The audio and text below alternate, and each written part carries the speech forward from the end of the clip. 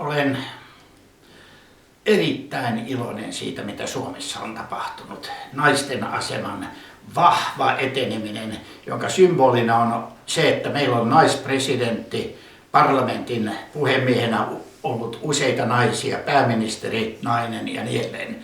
Se on ollut pitkäaikainen kehitys siitä, kun Leo Mechelinin senaatti vahvisti lain naisten äänioikeudesta ja valintakelpoisuudesta 1907. Itse olen Leo Mechelin säätiön puheenjohtaja. Vuonna 1966 Paasion hallitus nimitti historiallisen naisten asemaa selvittävän komitean, jonka seurauksena tuli tasa-arvoasiain neuvottelukunta. Paasion hallituksessa oli 19 miestä eikä yhtään naista. Ja komiteaan tuli 8 naista, 3 miestä ja kaikki sihteerit olivat naisia. Siitä loistava kehitys alkoi ja tämä villiviisikko naisten hallituskin. Nyt on kuitenkin pulmana, että miehet, osa heistä on jäänyt kehityksestä jälkeen ja se ei ole heidän syy. Perheellisiä on hoidettu.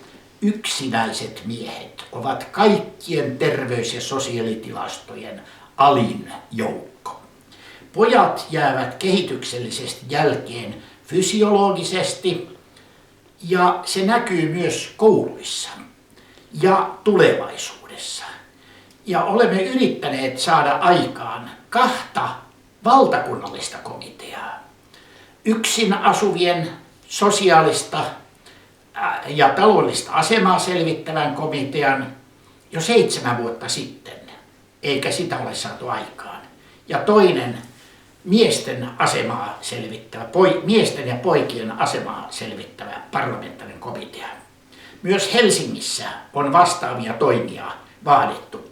Helsingin asunnottomista noin 80% on miehiä, pääosin yksinäisiä miehiä. Toimeentulotuen jonossa on 60% yksinäisiä miehiä, miesten ja naisten eliniän ero on 7 vuotta.